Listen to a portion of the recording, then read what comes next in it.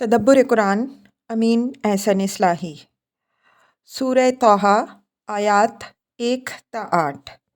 اعوذ باللہ من الشیطان الرجیم، بسم اللہ الرحمن الرحیم۔ طٰہٰ ما انزلنا علیک القرآن لتشقى الا تذکرۃ لمن یخشی، تنزیلا ممن خلق الارض والسماوات العلی، الرحمن علی العرش استوی، لہ ما فی السماوات وما فی الارض وما بینہما وما تحت الثری، وَإِن تَجْهَرْ بِالْقَوْلِ فَإِنَّهُ يَعْلَمُ السِّرَّ وَأَخْفَى، اللہ لا الہ الا هو لہ الاسماء الحسنی۔ ترجمہ: یہ سورہ طٰہٰ ہے۔ ہم نے تم پر قرآن اس لیے نہیں اتارا کہ تم مصیبت میں پھنس جاؤ، یہ تو بس ان لوگوں کے لیے یاد دہانی ہے جو خدا سے ڈریں۔ یہ نہایت اہتمام کے ساتھ اس ذات کی طرف سے اتارا گیا ہے جس نے زمین اور آسمانوں کو پیدا کیا، جو رحمان عرش حکومت پر متمکن ہے۔ اسی کے اختیار میں ہے جو کچھ آسمانوں میں ہے، جو کچھ زمین میں، جو کچھ ان کے درمیان اور جو کچھ زمین کے نیچے ہے۔ خواہ تم اعلانیہ بات کہو یا چپکے سے، وہ اعلانیہ اور پوشیدہ سب کو جانتا ہے۔ اللہ ہی معبود ہے، اس کے سوا کوئی معبود نہیں۔ تمام اچھی صفتیں اسی کے لیے ہیں۔ الفاظ کی تحقیق اور آیات کی وضاحت۔ طٰہٰ، یہ حروف مقطعات ہیں۔ ان حروف پر مفصل بحث سورہ بقرہ کے شروع میں دیکھیے۔ ما انزلنا علیک القرآن لتشقی، یہ نہایت دل نواز اور پر محبت انداز میں اللہ تعالیٰ نے حضرت صلی اللہ علیہ وسلم کو سمجھایا ہے کہ قرآن کی تبلیغ و دعوت سے متعلق آپ نے اپنے سر پر جو ذمہ داری اٹھائی ہے اور جو محنت شاقہ اس کے لیے آپ جھیل رہے ہیں، اس کا مطالبہ ہرگز آپ سے نہیں ہے۔ آپ کی ذمہ داری صرف لوگوں تک اس کتاب کو پہنچا دینے کی ہے۔ جن کے اندر حق شناسی کی صلاحیت اور خشیت الہی کی کچھ رمق ہوگی وہ اس کو قبول کریں گے۔ جو ان صلاحیتوں سے عاری ہیں ان کے دلوں میں اس کو اتار دینا آپ کی ذمہ داری نہیں ہے کہ ان کے پیچھے آپ اپنی زندگی کو اجیرن بنا لیں۔ یہ بات ہم اس کتاب میں متعدد جگہ واضح کر چکے ہیں کہ رات دن دعوت کے کام میں لگے رہنے کے باوجود نبی صلی اللہ علیہ وسلم جب دیکھتے کہ لوگ اتنی واضح بات کو جھٹلا رہے ہیں اور کسی طرح ان کے دل نرم ہوتے نظر نہیں آتے، تو آپ کو یہ پریشانی ہوتی کہ مبادا اس میں آپ ہی کی کسی کوتاہی کو دخل ہو۔ اس احساس سے دعوت کے کام میں آپ صلی اللہ علیہ وسلم کی سرگرمیاں اور بڑھ جاتی اور سارے جتن کر ڈالنے کے باوجود آپ صلی اللہ علیہ وسلم کو کسی طرح تشفی نہ ہوتی۔ آپ صلی اللہ علیہ وسلم کی اسی حالت پر اللہ تعالیٰ نے فرمایا کہ یہ قرآن آپ صلی اللہ علیہ وسلم پر اس لیے نہیں اتارا گیا کہ آپ صلی اللہ علیہ وسلم کی زندگی اجیرن ہو کے رہ جائے۔ آپ صلی اللہ علیہ وسلم کی جو ذمہ داری ہے وہ ادا کر دیجئے۔ دوسروں کے ایمان و اسلام کی ذمہ داری آپ صلی اللہ علیہ وسلم پر نہیں ہے۔ الا تذکرۃ لمن یخشی، اس ٹکڑے سے قرآن کی حیثیت بھی واضح ہو گئی۔ پیغمبر صلی اللہ علیہ وسلم کی ذمہ داری کی حد بھی معین ہو گئی اور یہ بھی معلوم ہو گیا کہ کون لوگ اس سے اثر پذیر ہوں گے اور کون اس سے محروم رہیں گے۔ فرمایا کہ یہ تو بس ایک تذکرہ ہے۔ تذکرہ کے معنی یاد دہانی کے ہیں۔ ظاہر ہے کہ یاد دہانی جس چیز کی جاتی ہے وہ خارج سے لائی ہوئی چیز کی نہیں کی جاتی، بلکہ اس چیز کی جاتی ہے جو مخاطب کے خود اپنے پاس ہو لیکن وہ اس کو بھولا ہوا ہو۔ قرآن پر غور کیجئے تو اس کی اصل نوعیت یہی ہے۔ وہ کوئی اوپری اور انوکھی چیز نہیں ہے۔ وہ کسی خارج سے لائی ہوئی چیز کو ہمارے اوپر نہیں لاد دیتا، بلکہ انہی حقائق کی یاد دہانی کرتا ہے جو خود ہماری فطرت کے اندر موجود ہیں لیکن ہم ان سے غافل ہیں۔ قرآن ان حقائق کی یاد دہانی کے لیے جو دلائل استعمال کرتا ہے وہ بھی آفاق و انفس کے وہی دلائل ہیں جو ہماری عقل کے خزانے میں موجود ہیں، لیکن ہم یا تو ان کو استعمال نہیں کرتے یا ان کے بدیہی نتائج کو قبول کرنے سے گریز کرتے ہیں۔ عبرت و موعظت کے لیے قرآن نے جو تاریخ پیش کی ہے وہ بھی ان قوموں کی پیش کی ہے جو مخاطب گروہ کی جانی پہچانی ہوئی تھیں، جن انبیاء علیہم السلام کی تعلیمات کا حوالہ دیا ہے۔ یہ بھی وہ انبیاء علیہم السلام ہیں جن کی ذریت اور جن کے پیرو ہونے کے لوگ مدعی تھے۔ اس یاد دہانی سے اثر پذیر ہونے والوں کی صفت لمن یخشا بیان کی گئی۔ قرینہ دلیل ہے کہ یخشا کا مفعول یہاں محذوف ہے۔ قرآن کے نظائر کی روشنی میں اس محذوف کو متعین کیجئے تو پوری بات یوں ہوگی کہ لمن یخشا ربہ بالغیب، یعنی یاد دہانی ان لوگوں کے لیے ہے جو غیب میں رہتے اپنے رب سے ڈرتے ہیں۔ یہ دوسرے لفظوں میں وہی بات ارشاد ہوئی ہے جو بقرہ کی دوسری ہی آیت میں ھدی للمتقین کے الفاظ میں بیان ہوئی ہے۔ وہاں ہم نے تفصیل کے ساتھ واضح کیا ہے کہ یہ تقویٰ اور یہ خوف ان تمام لوگوں کے اندر موجود ہوتا ہے جن کی فطرت مسخ ہونے سے محفوظ ہوتی ہے۔ اس طرح کے لوگوں پر اگر غفلت ہوتی ہے تو وہ قرآن کی یاد دہانی سے دیر سویر جاگ پڑتے ہیں، رہے وہ لوگ جو اپنی بدعمالیوں سے اپنی فطرت مسخ کر لیتے ہیں، ان کو کتنا ہی جھنجھوڑیے وہ کروٹ نہیں لیتے، ان کے اوپر گدھوں کی طرح ڈنڈے کی منطق کے سوا اور کوئی منطق کارگر نہیں ہوتی۔ وہ سب کچھ سر کی آنکھوں سے دیکھ کر ماننا چاہتے ہیں، لیکن خدا کے ہاں ماننا صرف وہ معتبر ہے جو عقل و دل کی آنکھوں سے دیکھ کر مانا جائے، نہ کہ سر کی آنکھوں سے۔ قرآن کے تذکرہ ہونے سے یہ بات بھی نکلی ہے کہ نبی صلی اللہ علیہ وسلم کی حیثیت ایک مذکر کی ہے، نہ کہ مسیطر کی۔ آپ صلی اللہ علیہ وسلم کا فریضہ صرف یہ تھا کہ آپ صلی اللہ علیہ وسلم لوگوں کو ان کا بھولا ہوا سبق یاد دلا دیں۔ لوگ اس سبق کو یاد کرتے ہیں یا نہیں، یہ لوگوں کی اپنی ذمہ داری تھی، نہ کہ آپ صلی اللہ علیہ وسلم کی۔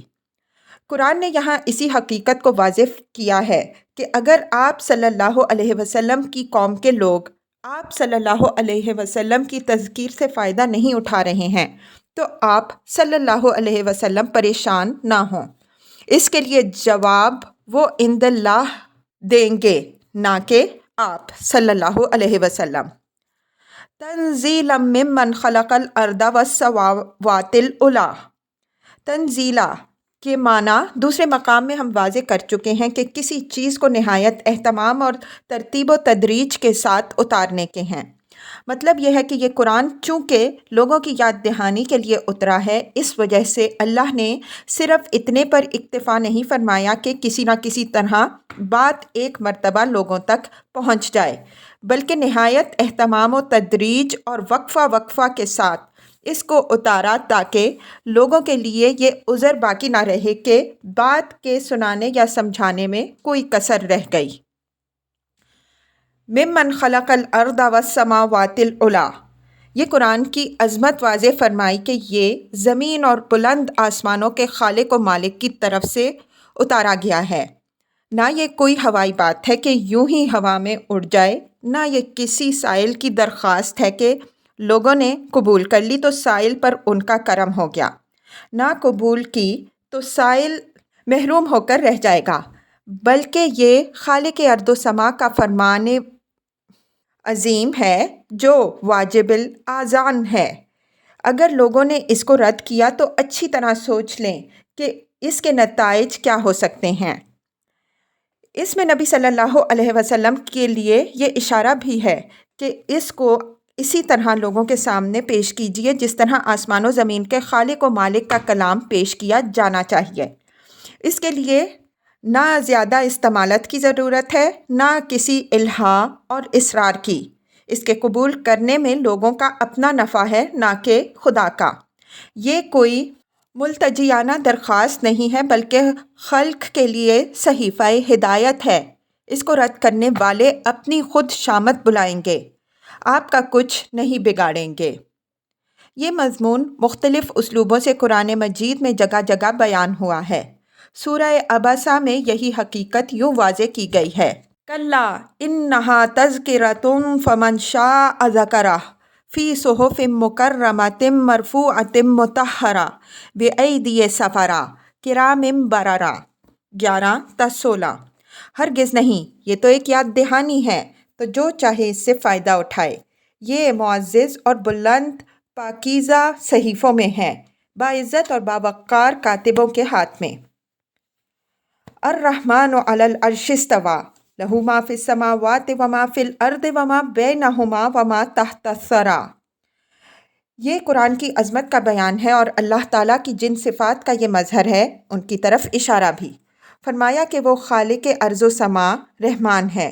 اس کی رحمانیت کا تقاضا ہے کہ وہ خلق کو پیدا کر کے یوں ہی نہ چھوڑ دے، بلکہ جس طرح اس نے اس کی مادی زندگی کے اسباب و وسائل مہیا فرمائے، اسی طرح اس کی ہدایت کا سامان بھی کرے۔